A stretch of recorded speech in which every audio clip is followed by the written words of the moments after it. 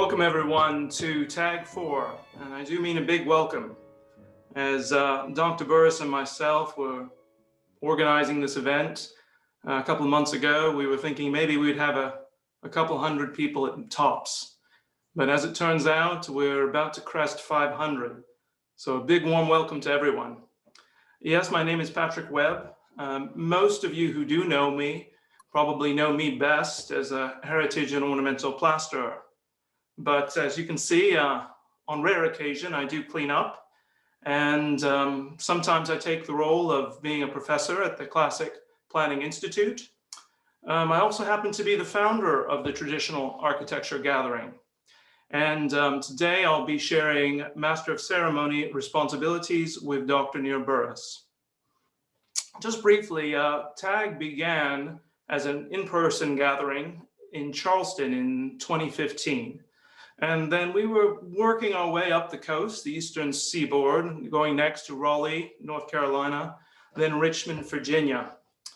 But for the first time, for the fourth iteration of the event, obviously we're now online. And that means that it now has a global reach and with hundreds of people. So we're very excited about that. I'd like to light of that, briefly reference a few ground rules. But before I do that, I just want to preface it by saying that cancel culture is not our culture. Rather, if anything, at this point, we're the counterculture by providing an environment, one of open-mindedness and quality of discourse. Our participants are encouraged to debate each other's ideas from positions of mutual respect and good manners. By your joining a session or online thread, we ask that you agree to avoid ad hominem statements regarding individuals either present and even those absent. Likewise, avoid sectarian religious, partisan political, or aesthetic ideologies for their own sake.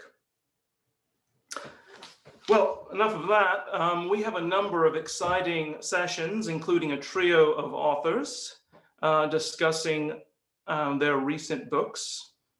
We also have a round table on craft and the building arts that I have the pleasure of participating in. However, we're beginning with a keynote address. And to do so, I now invite Dr. Krier Burris to introduce our keynote speaker. Dr. Burris. Welcome to Tag 4. Welcome to the Classic Planning Institute. My name is Dr. Krier Burris, and I am the founder of the Institute.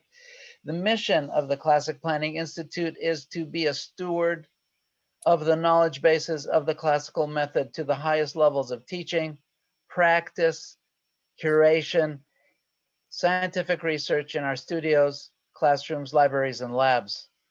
At the center of the Institute is an agora, and in that agora is a safe. This is a safe, open space where TAG, Traditional Architecture and Urbanism Movement's grassroots parliament, is being hosted. It is run independently of the Classic Planning Institute and is a completely impartial platform characterized by the active and passive representations of the broad, worldwide traditional community. It is open to anyone over age 10 who loves beauty in the built environment and who maintains the podium's ground rules of respect and decorum. Welcome to Tag 4. First and foremost, I would like to thank our sponsor, the Richard H. Driehaus Foundation, which funded this event. Thank you very, very much, Richard Driehaus and your people. I'd also like to thank Magdala Silva and Dustin Cantor of DMS Studios in Washington for producing the event, Diane Drago of Diversified Management Services for managing the production, Tom Handel of the Portland Media Center in Portland, Maine for the post-production, and the professors and fellows of the Classic Planning Institute.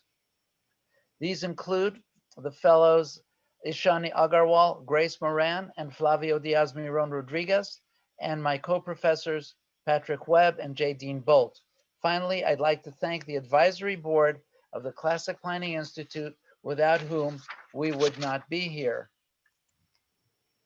We are here for tikkun olam, repairing the world in Hebrew. And in a moment, we will have at this podium the keystone of the traditional architecture and urbanism movement, Leon Krier. It was Professor Krier's luck to have been born and raised in Luxembourg, a near perfect traditional city. Indeed, he feels that since then, good fortune has lighted his way every step. Together with him, we have witnessed our cities and countrysides ravaged by dysfunctional ideologies.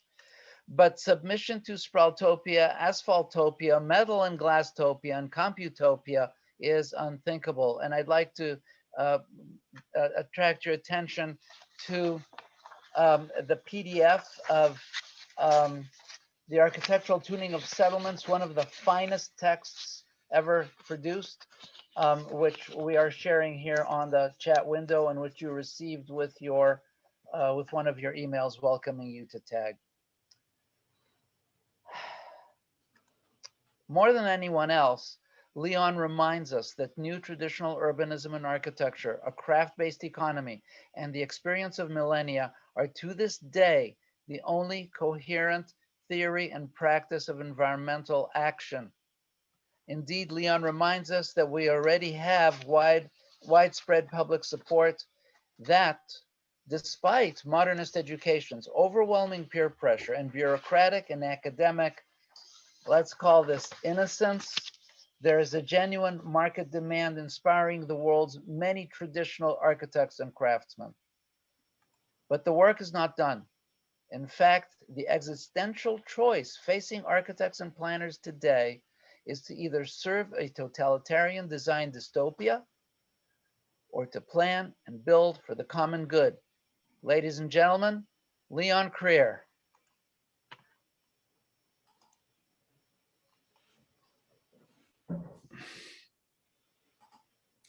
Well, good afternoon. I'm very pleased to speak at the Institute of Classic Planning, particularly as the first speaker.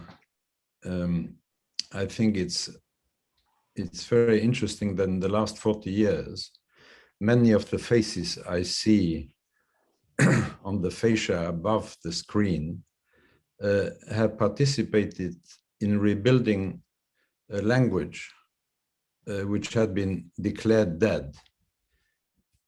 Classical language of vernacular building methods, which were declared dead at least since the end of the Second World War.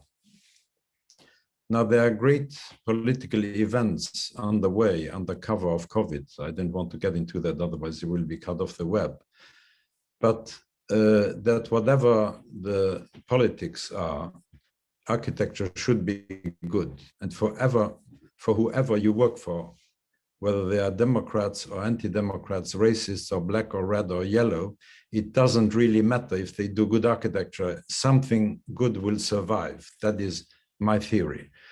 Now, the problem is that innocent people all politically innocent people don't always do innocent architecture. I have proven that quite the contrary has happened in the last 70 years, virtually since 75 years, since the Second World War ended. Reconstructions have really been orchestrated to destroy. We had council culture in architecture since 1945. What is happening now in American cities and around England is a continuation of what has been institutionally practiced on very ancient education, production, and living methods. And I think classic planning is really opposed to that kind of revolution, whatever you think. Because what we are... Leon, are you sharing screen? Not yet, wait. Okay.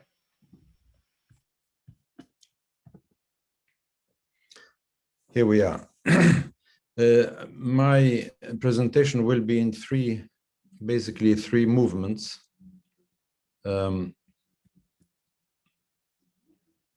A middle, a beginning, a middle, and an end.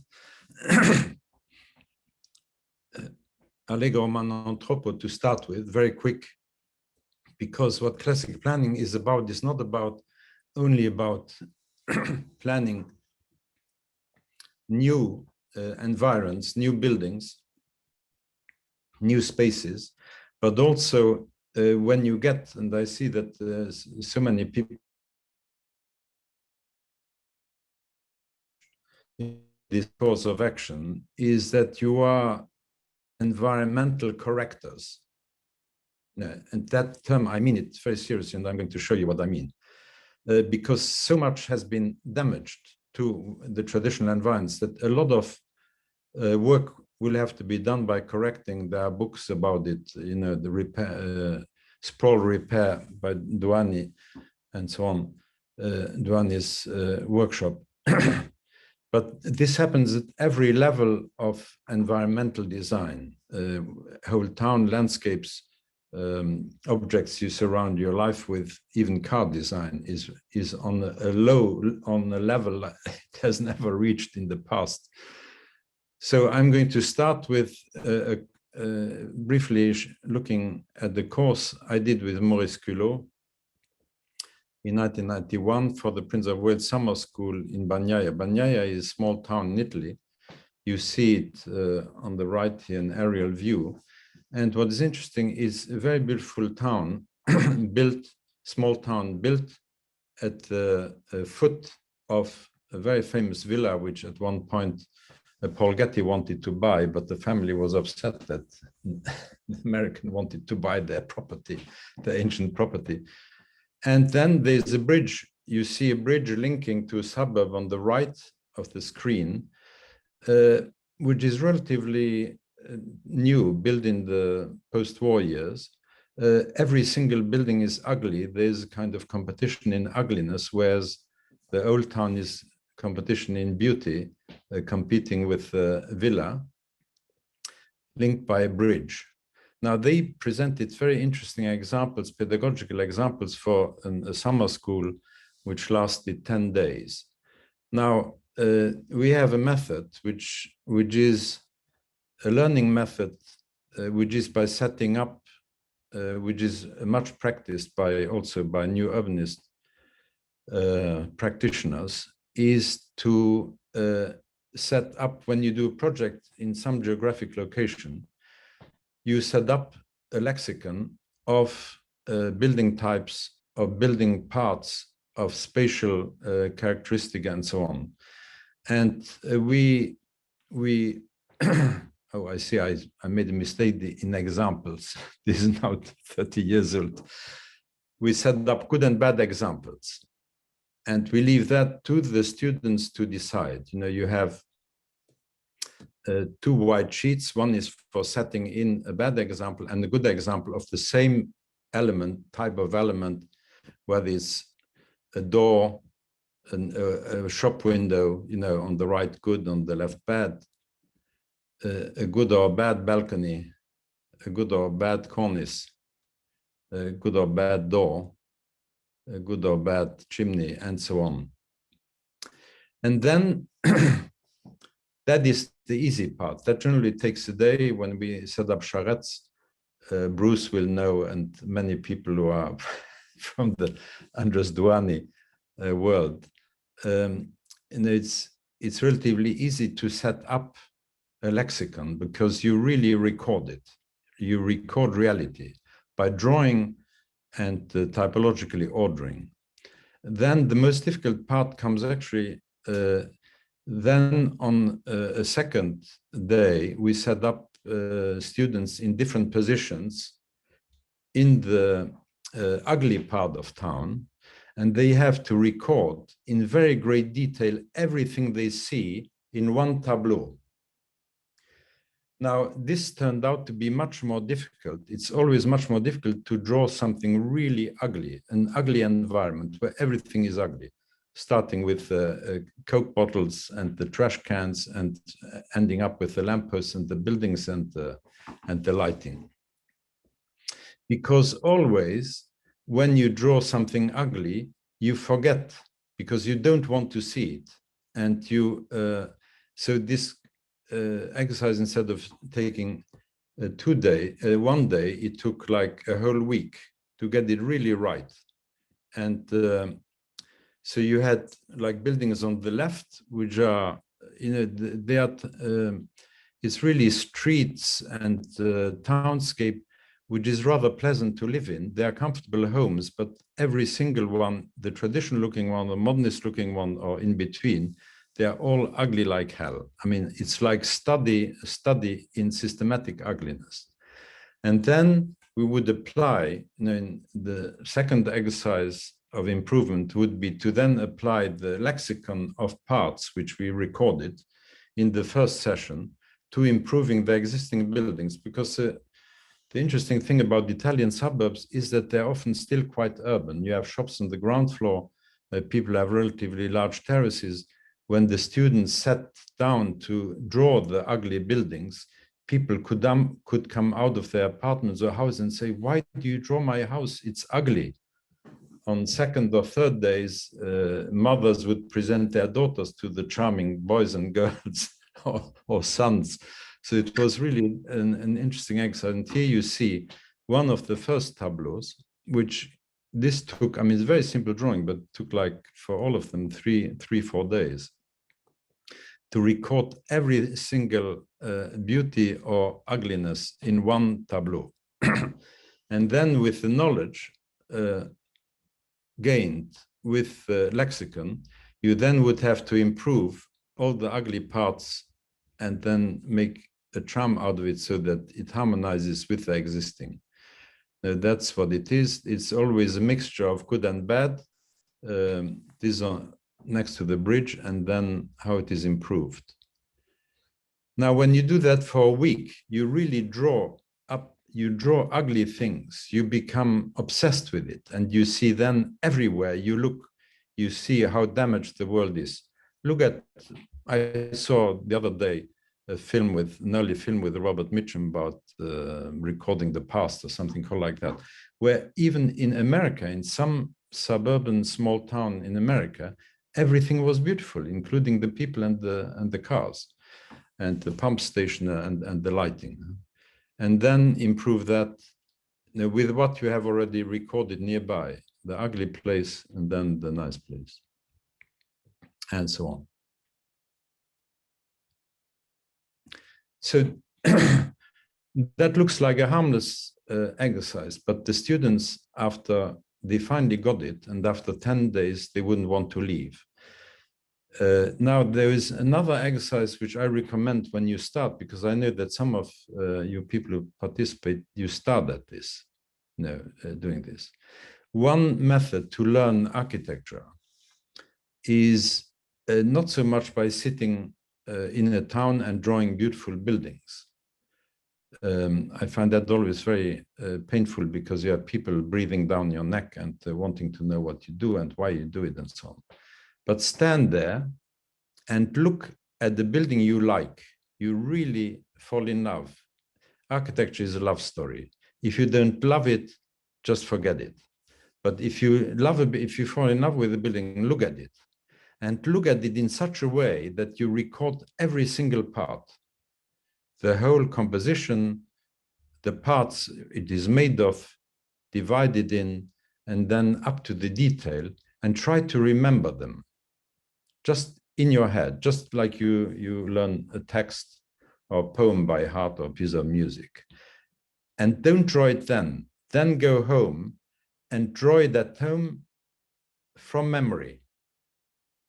And then go back to the building and compare. Because the interesting thing is, by reproducing something you recorded, it's not like a poem which you can record every single word. Architecture is more complex than that, and it's more, because it's really three-dimensional, and so you can make lots of mistakes. But what you have drawn is now your building. It has a memory of the existing building, but it's your own building. That is why I think the least trouble young architects should have is to express themselves, because if you practice classical architecture, traditional architecture, and traditional building, you will express yourself whether you want it or not. You cannot not express yourself through that built discipline. Now, the power of such an exercise, as I showed you, is the most powerful experience trying to draw an ugly environment, an ugly building, and reconstruct it. Because not only it's very unpleasant exercise, but it's very boring, you know. And I think it's very important that you then judge by your feelings, don't think, judge by your feelings what you feel about buildings. Why, and then by working at it, you will find out why you like it and so on. The host has, it says here, message, the host has asked to start your video. Can you see my slides? Professor Krier, we can see your slides. We'd like to see your face as you talk. Ah, but I need to see, why is my face not visible?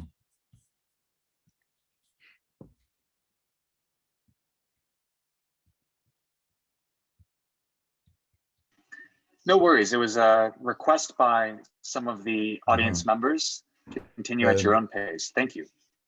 Well, I have to get out of the share screening to make my face visible, I think, because I can't see the icon here. Anyway, it doesn't matter. But this is very powerful because, you know, this can even be politically very powerful. I show you here two images, which on your right, if you see it, there are two projects of a tower, which for my project in Poundbury, I always wanted on the main squares of each quarter a tower, a large or small tower. This was felt to be upsetting to many people in the council and even within the palace. And so I lost it in the first phase and the second phase, and I thought for the main square, you know, which is shared, Queen Mother Square, which is shared by the whole town of Poundbury, I thought I'm going to win this. So I planned it. There were plots against it. The Prince of Wales had chosen my design, but there was a plot which became a political plot, and it was decided in the town council to confront me, to vote me down. As I came to the council, I showed them several pictures like this. And I said, I showed first the picture on the right. Where is this? They looked at me, 20 people, they didn't know where it was. I said, it's in England. Yes, you can see the cars, it's in England. It's in southern England. It's in Dorset. It's in Dorchester. Oh, but where? And I put on the next slide on the left. It was the building in which we were talking was just on the left of that church. So because there were two little towers missing, they could not identify this public space, which is, after all, had still a tower left. So, you know, you can see that visually, political people or people who decide about building often have very poor visual culture. They know very little about architecture. They will know virtually nothing about. Like, you know, I'm going to try this out. What's happening? Come on. What does it do when I give a thumbs up? I hear another voice speaking. Yes. Everyone that is in the audience, we have you all muted. A member of the audience has unmuted themselves. We have gone in and manually muted them. Please be mindful to keep yourselves on mute during the presentation. Thank you. Okay. So that was, you know, you can see how much that you have virtually to be very careful and how you present an idea. So I won and I got the tower built, but then because I had heard too many people, the only honor which was left me was that I could decide the architect who should design this, and I chose Ben Pentreath, who is one of our two major architects for Poundbury. Is formidably talented, and interesting, and powerful architect, and he finally got it built. And now people say, the ones who opposed for 20 years the idea of towers, is, well, it could actually be a little taller. Yes, it could be a little taller, but we can't win everything because we are in difficult times. And So here is another example of working with the lexicon. When I taught at Yale, I always had students the first weeks to draw up a traditional building in a part of the campus of Yale.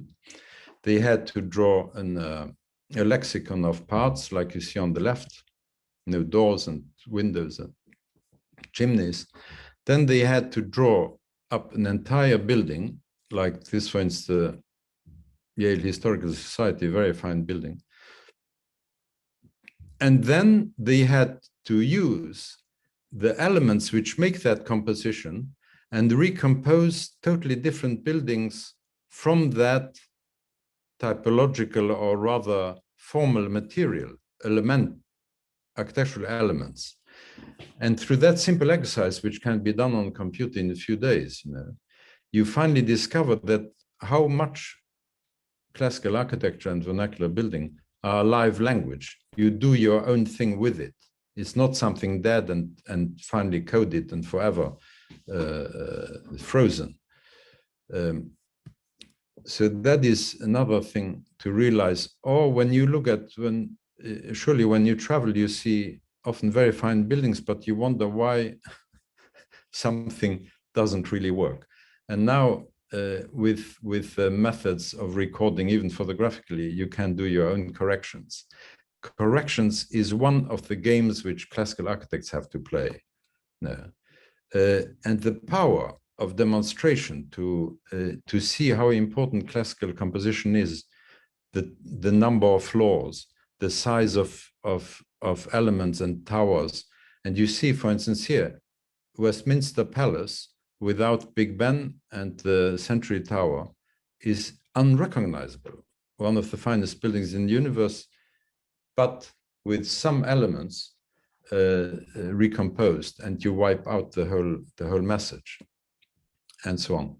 Or something which needs enormously improved in most cities is lighting, that often you have ill-suited lighting, and it's important to study Andres and Douglas Duane's urban transect, because it's relevant not just for building, but virtually for everything. What is urban, what is rural, what is in between, and so on. And I come later to that in my third part, because actually my tuning exercise is very much related to this idea of an urban transect. So you can virtually self-educate by improving buildings which you see, which you like, and maybe you don't like everything.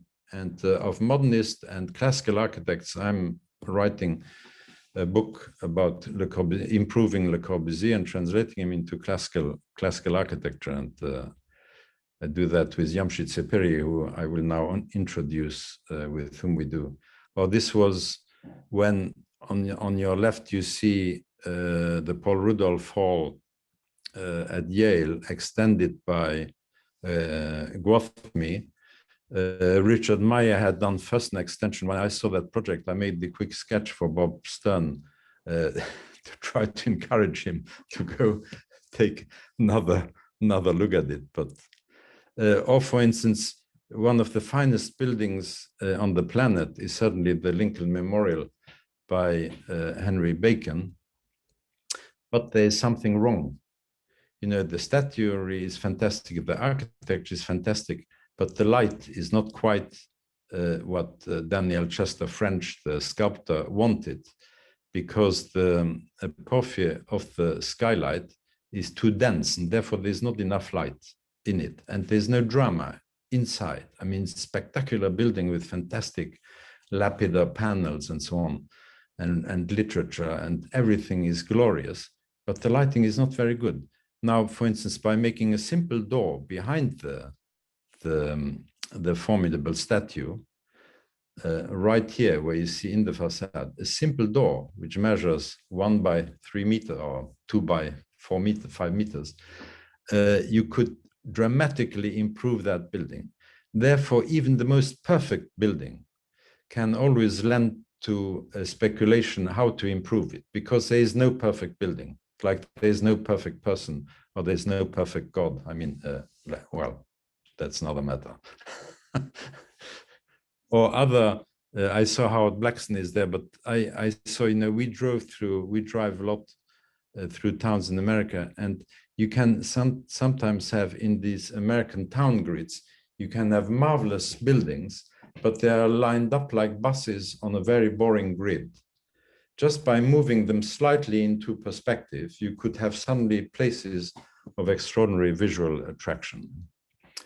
Stefanos Polizoidis just sent me this, that how this would fit right in this exercise, like a dreary suburban street can be turned into a magic kind of urban oasis.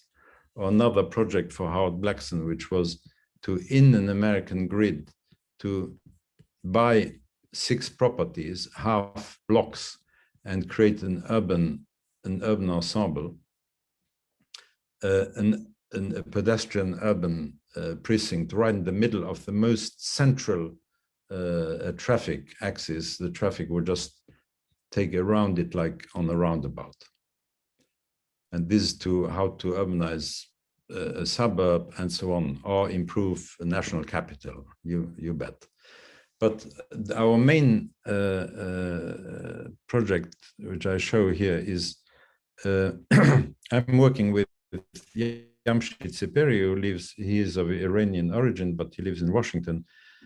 He has lived in Dubai and in China for a while, and we have worked together wherever he was. We have worked together over the computer for 17 years now, or 13 years rather, and doing several projects in Rome and in Greece and in Guatemala.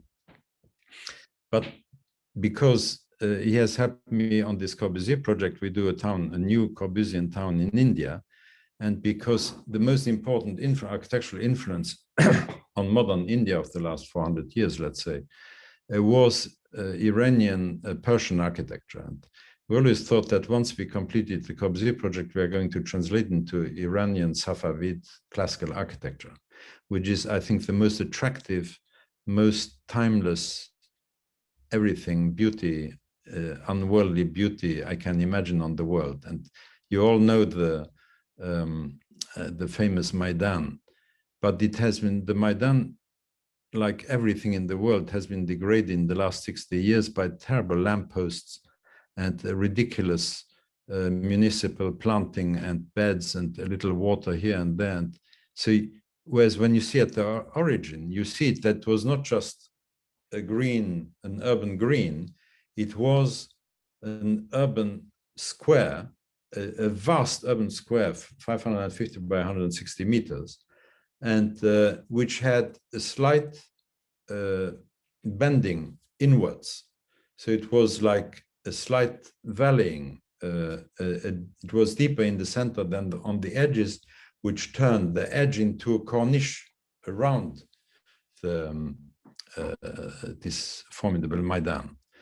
And so even a project like that, we thought maybe we should present to something really visually strong with the existing buildings and showing what it was meant and what it really was in the past. But then as we interrupted the project in India, and because there is an urgent thing happening on the Persian Gulf, which is that the islands in the Gulf of Hormuz and the Persian Gulf are contested by other countries. They are clearly Iranian, and that the Iranian government have decided to urbanize them. Now, their model seemed to be more Dubai and Qatar, Doha type skyscrapers. You probably know the latest project for a new Saudi super metropolis called Neom. And we wanted to create a model to show in a small space, in a small island, what Iranian modern architecture, Persian modern architecture could look like. And so Jamshid, he has been working on this now for seven months, I provide some of the sketches, but this enormous work which has been completed, which we are about to launch, it's the first time I showed this. You start by landing on the landing strip which exists. We just turned it into something, Yamshi turned into something very related to the famous bridge in Isfahan. And then you have an airport which for once would be a really something you want to land there to get out of the aeroplane. As you turn the plane around, you go back to the air terminal. You pass the northern edge, the southern edge of the southern quarter. There's the airport, which has elements, some modernist elements, but mostly the tower, the control tower was very much inspired by Walter Harrison's old LaGuardia Tower, which is now unfortunately destroyed. And this would be the big roof where the planes, this is 60 by 60 meters, over 200 feet by 200 feet, where the big planes can stand under. And it's shaded by something which is inspired by a small building in Barcelona called Umbracolo, the shadow building, which is created by lathes of wood, which replace glass. It's like a conservatory, but with lathes of wood. And so, which would create this mysterious, beautiful light on the plains. Now, the island is organized, basically, it is a model island about 100,000 hectares, about 4,000, 5,000 acres. And it's not a real project, so we don't have a client. It's to convince the Iranian power holders to change their ways in architectural policy, whatever the regime. That is why I say, you know, I don't have to agree with Iranian policy to design a town which will please everyone and which will last, once it's built that way, it will last for hundreds and hundreds of years and make many, many people happy, whatever the political regime. And as we see that most political regimes are under change now, and there's nowhere you can really confidently take sides anymore. Now the island is organized in 3 towns, like a tripolis, you know, 3 towns: the northern town, the southwestern, southeastern town. Each has central square, and each of these squares is linked by a high street, which then makes a circle around the island. Can you see my arrow here? So that's the northern town, southwestern town, southeastern town. And then you have in between the airfield, airstrip, and then agriculture, horticulture to nourish the markets. And then in between a park of which Persia has delivered such beautiful, desirable models. Now, the architecture is not just Iranian, but particularly Iran had enormous influence. Persia had enormous influence over Yemen, over Afghanistan, India, Pakistan, all the countries around. So the main reference will be in architecture, Persian Gulf architecture, whether it's Yemen or Aziz region in Saudi, Oman, and Iran. You see here the most powerful, also, I think, Professor Burash has published this in his book, is town of Shabim, which in the middle, you see the picture here, aerial view down on Shabim, and that's at the same scale than the plan on your left. So Shabim is the size of one of these quarters of each of these small towns. To give you an idea of scale, it measures 1,000 meters long. So it's for small craft, not the mega airplanes.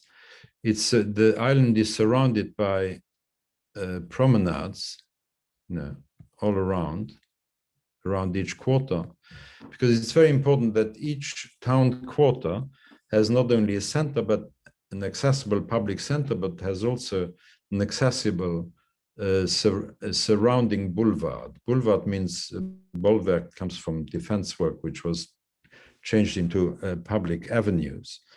And that these larger public avenues then make a network of avenues which unify the whole of the island.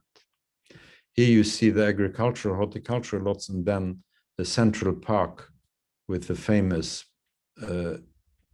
Persian water works, which from famous gardens in Isfahan and elsewhere.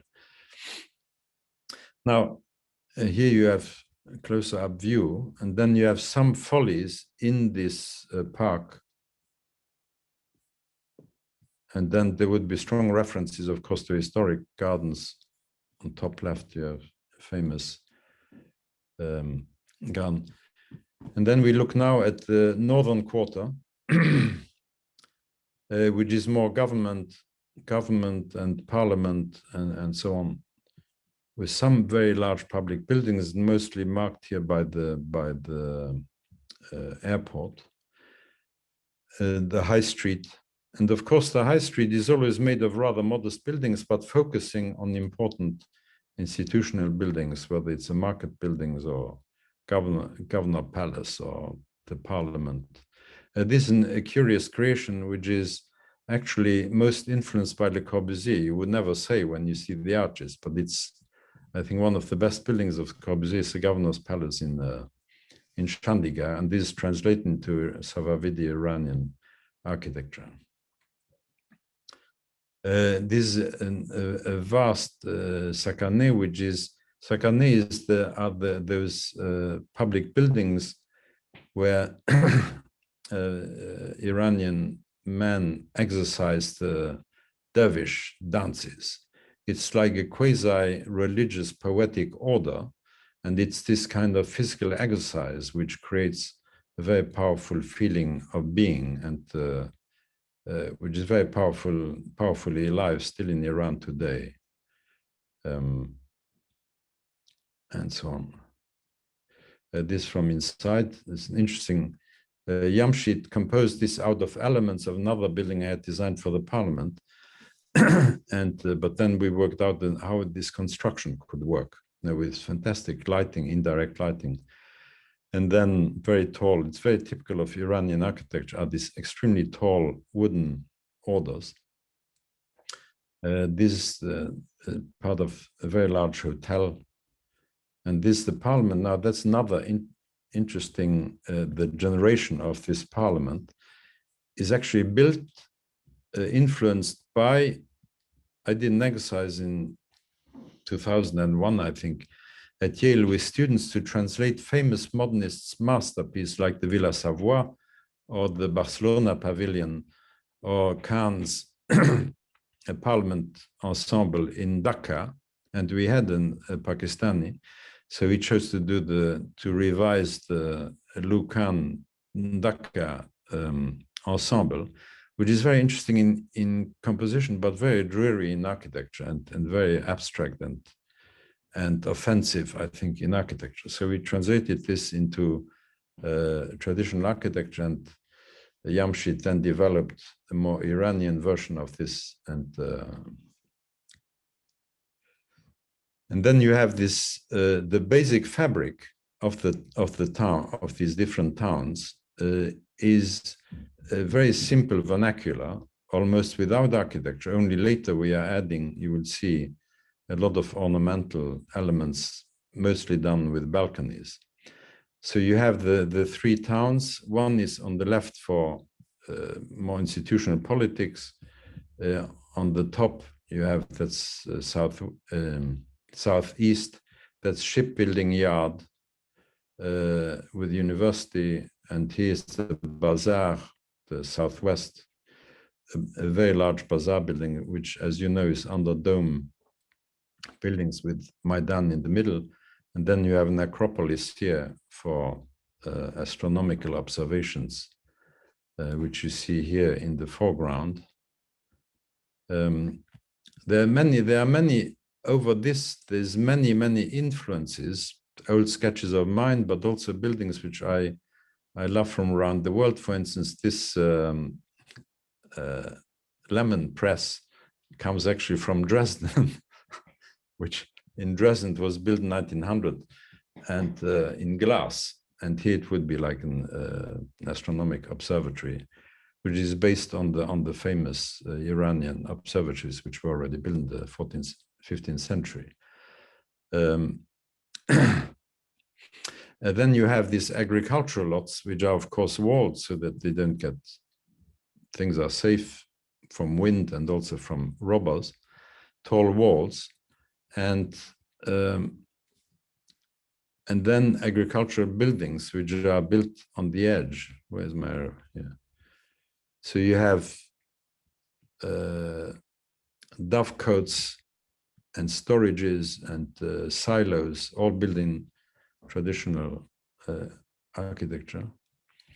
And this southwestern mahalle is called quarters, where you have the bazaar, which you see here, the Maidan in the middle. And you have these famous Persian wind towers, which are engines to draw in the wind. I have a new computer, so it's hypersensitive, so it doesn't always do what I want. You have, even on the southwestern tip, you have a nautical club, which is, with the airport, the only modernist building, and as true modernism was basically naval architecture landed on the ground, which had been done 40 years before, invented 40 years before Corbusier and Mies van der Rohe came to it. You have several large hotels, you have lighthouses and so on. And then you have, particularly now, the third urban quarter, which is basically shipbuilding yards and a proper town with small businesses and university installations.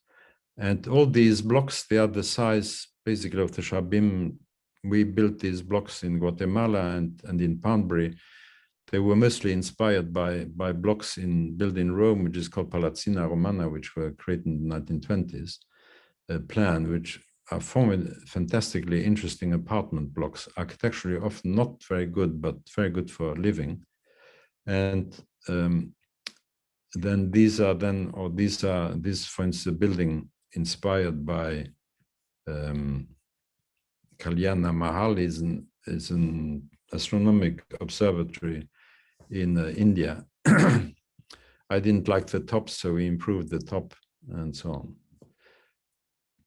And yet all it looks like it fits together. Then for the balconies, we created many colonnettes, small columns, extremely fine wooden columns, which are so typical of Iranian architecture, to create then balconies, metal or wood balconies, very much in the, also, which you know well from New Orleans, balconies, which are extremely economic and bring a lot of space to apartments, and so on. You see that now the very stark vernacular, when it is added to, gosh, I think my time is over. Huh?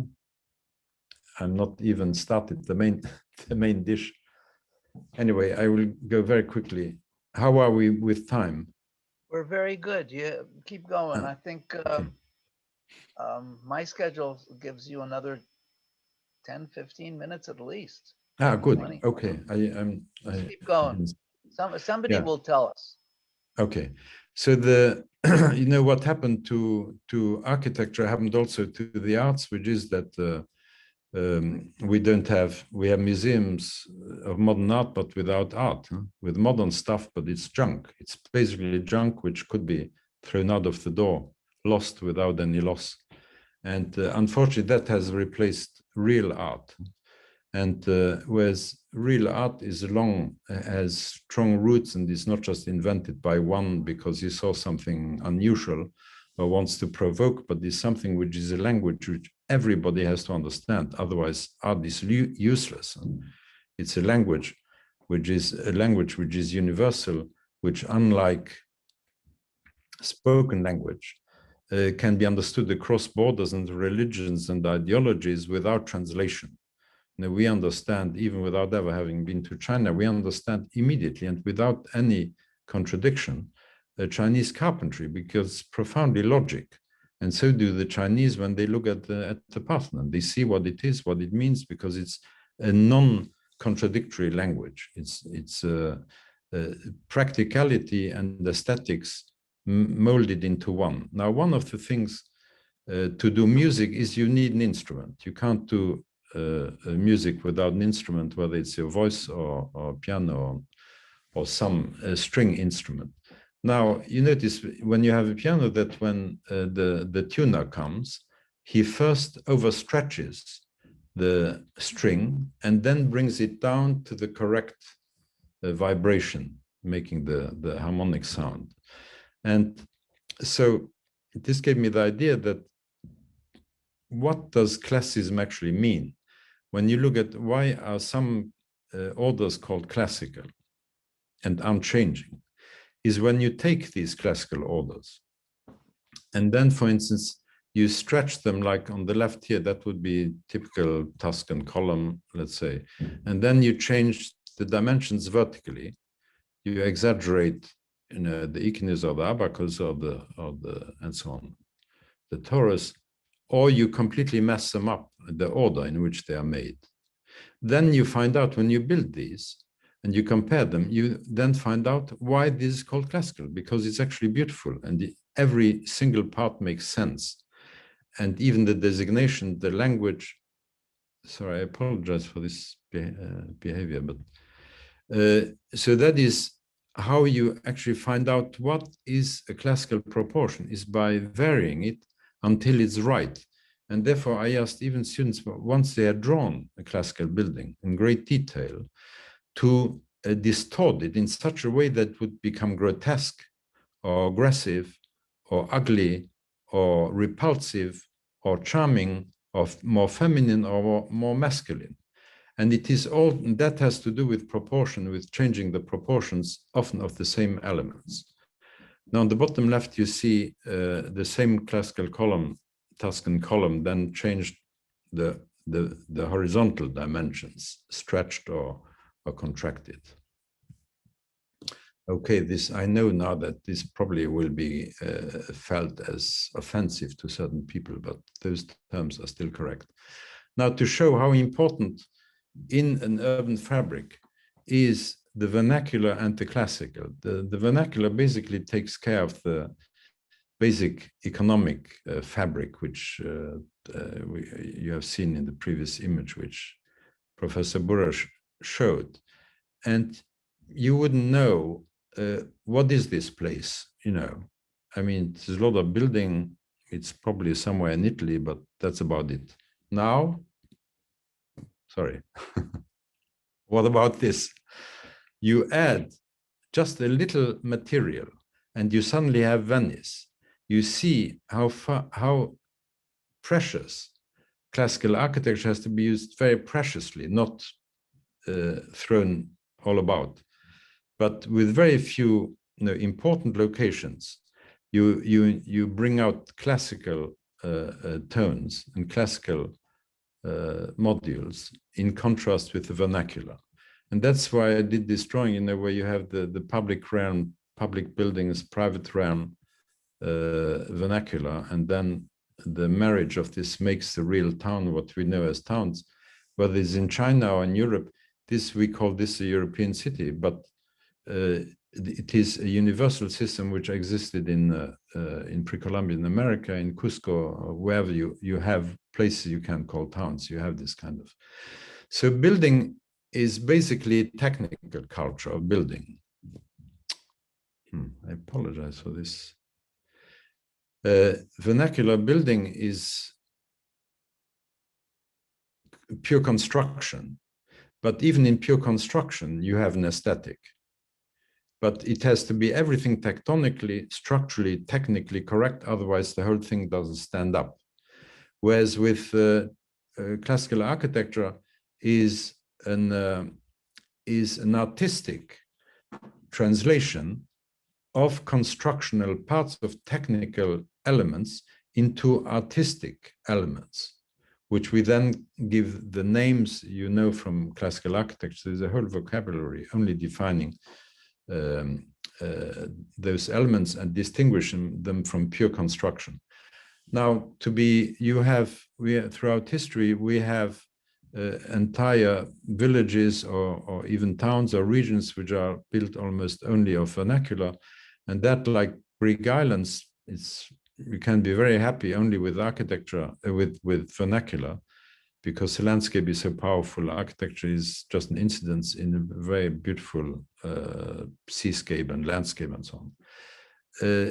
Whereas when you have a large urban metropolitan ensemble, you need much more classical architecture and buildings become bigger. And then you had this development throughout the 19th century of academic architecture taking over, and where you have, on the left, you have almost zero classical architecture, you have 100% vernacular, or animal architecture is 100% vernacular, whereas the big exhibition in the great Burnham directed exhibition in Chicago 93 was like 100% classical architecture. I mean, so much, you can't have more. It was brilliant and beautiful and spectacular, but the whole world can't be that. That was an exhibition. In order to be happy, you know, Venice or beautiful towns, Williamsburg, you have mostly vernacular, and then some public buildings or the churches are classical. Now, the classical is a language which is a monumental language. Therefore, on the right, you have a very great distinction between human dimensions of a stable and the superhuman dimensions of a temple.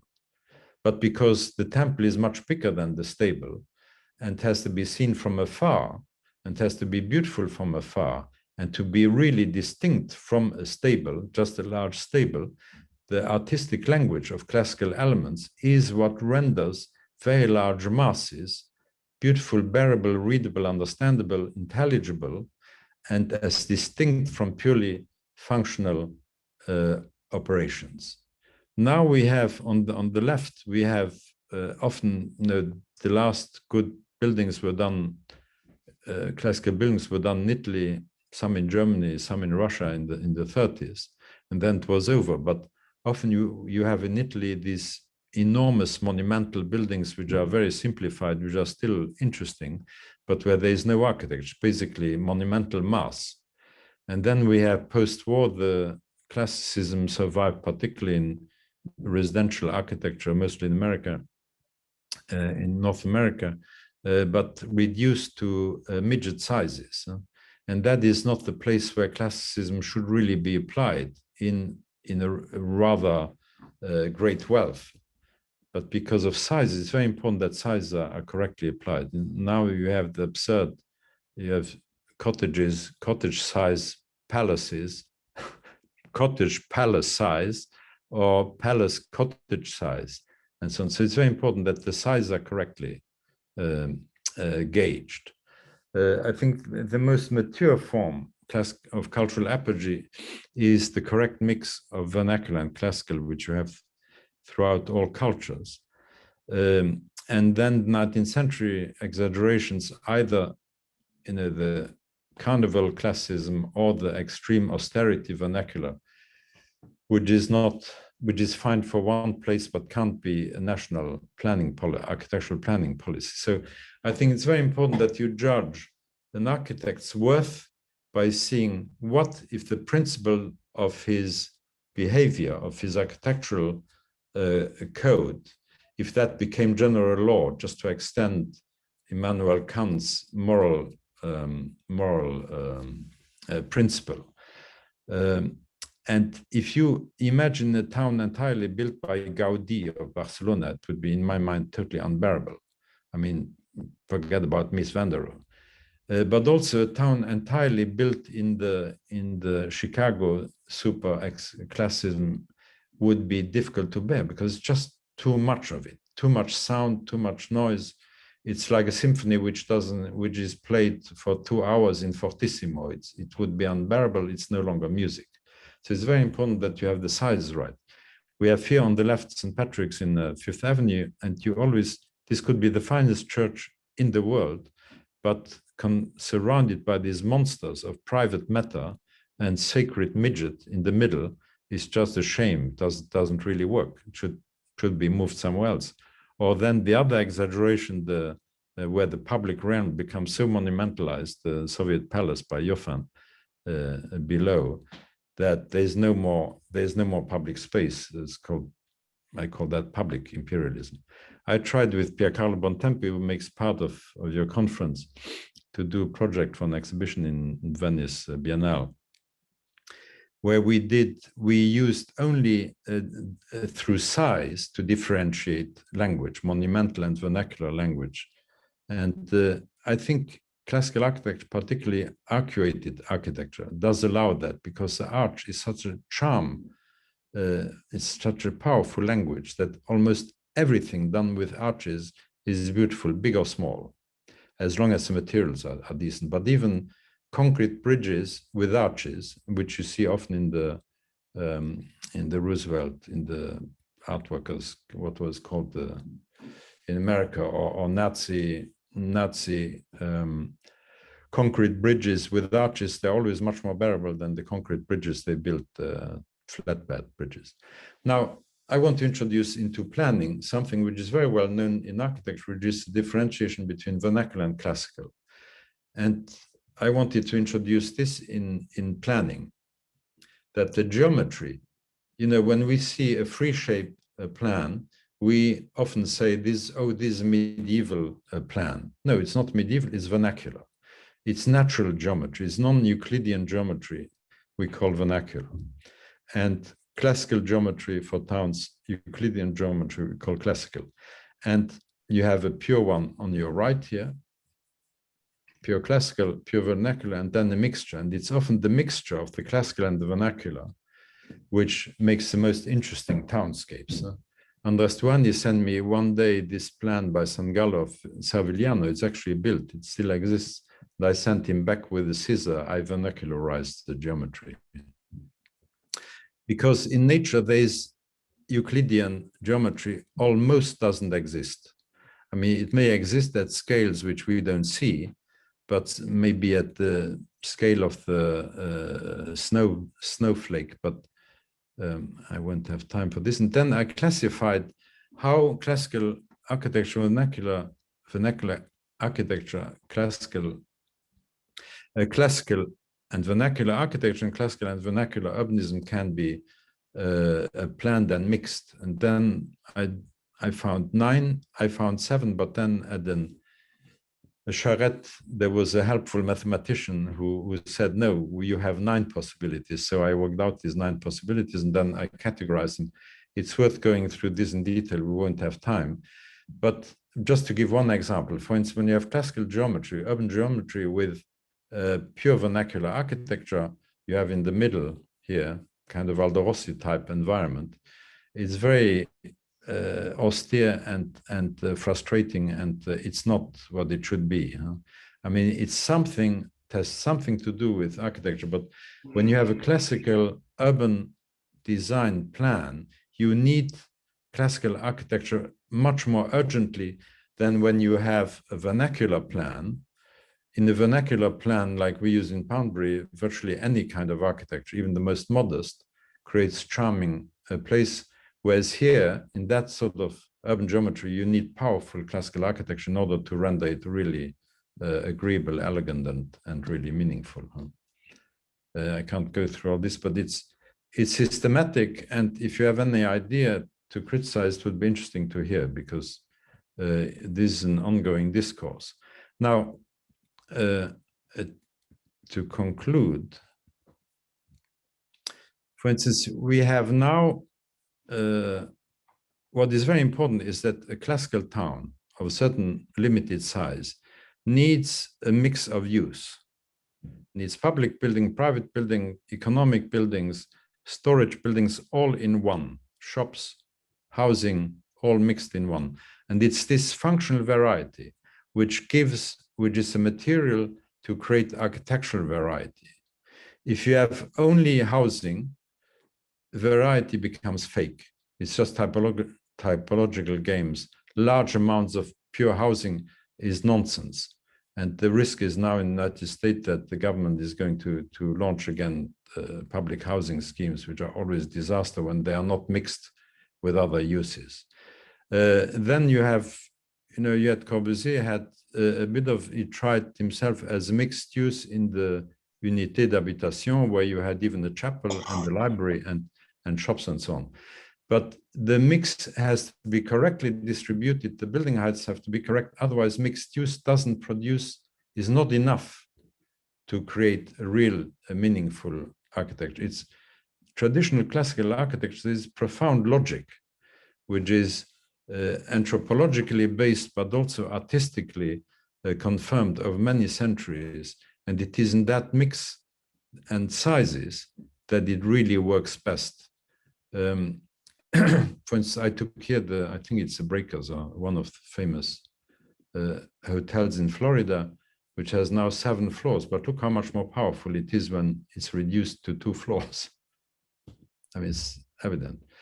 So it's very important that traditional architecture is typologically based, but also climate-wise, based in the climate, that each different climate and altitude and soil condition creates a different type of architecture, where modernism is purely built with synthetic materials and synthetic building types, which are completely exchangeable, whether it's a concert hall, a school, a house. They are the same repetition of different scales of building material pretending to be buildings, but they have no depth nor any much future. And it's a boredom with this kind of Mies van der Rohe aesthetics or Corbusier aesthetic, which then led to the revolt, but with the same kind of producing the same kind of meaningless innovations. Classicism too can be analyzed to what is the true matter. And I think that, for instance, the redundancies which were already in much of imperial Roman architecture or Palladio can be much more powerfully recomposed in the modern vernacular and classical building, which we are developing now, which is really something new, which hadn't been around for hundreds of years. And because there needs to be auto-reflected to understand what we are doing. And I think we are, even though we are not able yet to build totally traditional building because the building industry wouldn't allow it. But I think that even built in concrete, a traditionally composed, typologically organized, mixed use and a walkable city is still more than just a model of a city, is like a prefiguration of what the future can again be. Because I think it's very important that you all read James Kunstler's, this is my last slide, read James Kunstler's Long Emergency, because that started in the terrible way which he predicted, is that peak oil, there was a smooth going, rising to peak oil, but then the coming down from the peak oil won't be smooth, will be catastrophic and absolutely dramatic around the world. And that is what started in January last year under COVID cover. But it's also a chance for traditional architecture, because without easily or cheaply available fossil fuel, there won't be modernist experiments. There won't be any of the stupid non-art which hangs now in museums of modern art. And we are going to go back to saying a world that sacrifice, I think, will be terrible. We see already the damages which is done by this great reset, because it's unreflected, and because scientists have not done the work which we architects and planners have done in the last 40 years to rebuild a coherent theory of settlement. And it's now being practiced around the world as new urbanism, and it works. And it can be, if you study it, seriously, technically, and also artistically, you can become great architects in the future. You can contribute to build a really beautiful world, because we have, I think, planning, architectural planning and building is the most exciting profession in the world. I mean, it's nothing to do with what doctors have always to look at the same disease or the same health cure. Architecture, to create different places in different climates, is the most inspiring, unbelievably interesting job. And to be wasted by void and empty theories like you have now, deconstruction, all the nonsense which is now being carried around, taught around with climate change architecture, it's all, no, it's BS. And traditional architecture is only a real answer, I think, for all these problems. Thank you. Thank you, Leon. This has been really fantastic. It's really interesting the degree to which you have spent so much time mastering these matters. You play with urbanism like a painter plays with color. And there were two words that came out of this that rang in my mind in different ways. One was beauty, which you seem to use quite a bit of, and the other one was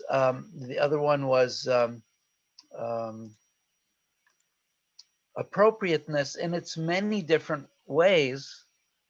What you were referring to as the vernacular, classical, and then blended approach. I thought that there was I thought it had neuroscientific underpinnings of some sort, and I don't know what that means, what I just said, but also the notion of the small, medium, large, the degree of mastery of both the notions and the forms, and what you showed us in the in the Iranian and the Tunba Island project, where you went down to the very, very smallest detail. That was quite impressive. And thank you for the comments that have been running in the chat window and a few questions we have here. Let me see what I have.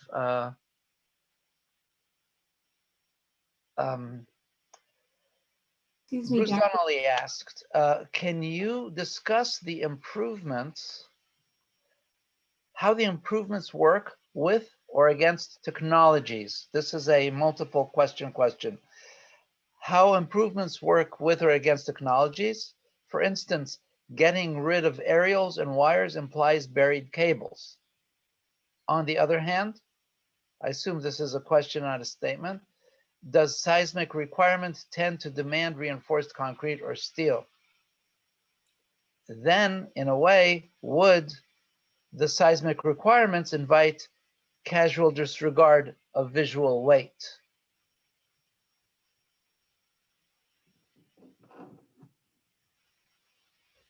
Is that it? For now, Well, I always, I even wrote it, and that when I started to really understand how things were working, I worked for 4 years with James Sterling, and also a big architect in Berlin, and I saw in how far the building industry and the whole building decision making was corrupt, and I thought I didn't want to get involved in that because you will be corrupted, and because there's no way you can stay intact when you get involved in building. That's why I didn't want to build. But as I got involved in building, I learned, actually, even with the best projects, that I was right, because the building industry is so corrupted, and also the whole financing and the mass production processes, which are inevitable if you have large projects. They are pre-planned, and you as an architect, if you get 5,000 houses to design in one lot, what can you do? 5,000 houses is extremely boring. Then you begin to develop interesting variants of 1, 2, 3 house types. You stagger them, and so on.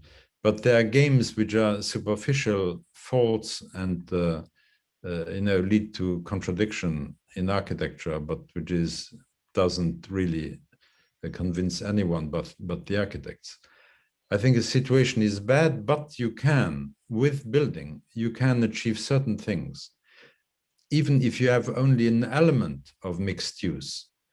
If you have an element of, I mean, if the sizes are correct, if the building heights are not exaggerated, you can build even today in the corrupted situation, you can build extremely attractive environments, even for modest income. I mean, we build in Poundbury 35% of social housing. It's obligatory. There are other projects by Douane, seaside, or which are done for very wealthy people. But you can also, vernacular was an architecture for the poor. The only mistake Hassan Fatih did was that he called his book Architecture for the Poor. It's the vernacular. If he had not called it Architecture for the Poor, it would have convinced many more people. But it's a simplicity, I think, which is the technological simplicity. Now, the equipment which now has been being installed in the last 60 years in towns can be installed as easily in traditional vernacular or classical buildings as it can be done as it is done in modernist buildings. Actually, there are devices in classicism which allow you to have a very beautiful, elegant grill for air conditioning grills, which are attractive, instead of being just a horrible, dirty air conditioning grill. I think the mistake is to think that we have now high tech and that classical architecture is low tech. No, classical architecture is high tech, whereas vernacular is low tech. What is ecological tech is what can be done over many, many generations without excessive ecological cost. And that traditional architecture has practiced for thousands of years. So we don't have to bring any scientific proof for that, because we know it's true, because it tends to work with natural materials, which are local and which are related to the existing biosphere and geography. So I think technical equipment, as you know full well, shouldn't dictate the way we build our towns. We have another 4 or 5 questions. 4 or 5 questions. How many questions do we have time for, boss? And that one, we have a voice of the boss. Mr. Cantor, how much more time do we have? Now is the time for us to make the transition to the call for papers so that we can start the next session in 5 minutes. Okay. So I'm going to stretch things here just a little bit. Let's take 2 more questions, just because there are 2, I think, that are 2 notable questions here. They're all really, really good. One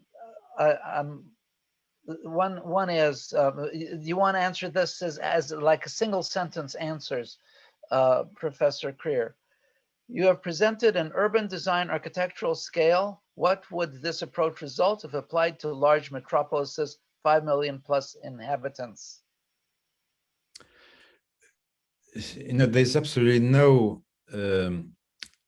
traditional architecture and classical building are not to do with, are not limited by the number of people. And to imagine that you need modernism because there are now 5 or 20 million metropolis is just a mistake. You can rebuild any town. I think a safe future is to build towns no higher than walkable floors. So which would be about 100 steps. If you walk that every day, you have plenty of exercise. You don't need to go to the treadmill. And that distributed in small towns. Paris was 3 million town within, 10 square kilometers? Not even. I think 7 square kilometers. Enormous, 3 million. The question is really what makes sense in the long term. What what size of towns should there be for what geographic and natural agricultural capacity. Now, that is why I criticize philosophers and legislators and scientists, that they have not occupied themselves with actual ecological science. I mean, climate science is not science, it's just kind of pretensions, hypotheses, which are based on very little science. Okay, I'm going to cut you here to push you into another question, and then we're going to move on. That question was by Pedro Ortiz. This question is going to be by Yodan Rofé. What I see is very beautiful drawings and models, but no understanding of building process and how settlements grow and change. What would be the process that would create that island you showed us? I think I don't need to answer that. We need a client. If you have a client, you get the process. Professor, No, one short answer. so much. One short answer is that when I have a choice, I prefer to build with small builders rather than with very large enterprise, because that allows you much more flexibility and quality. We are going now. Thank you so much, Professor. This has been a treat for me, and I think for many, many others.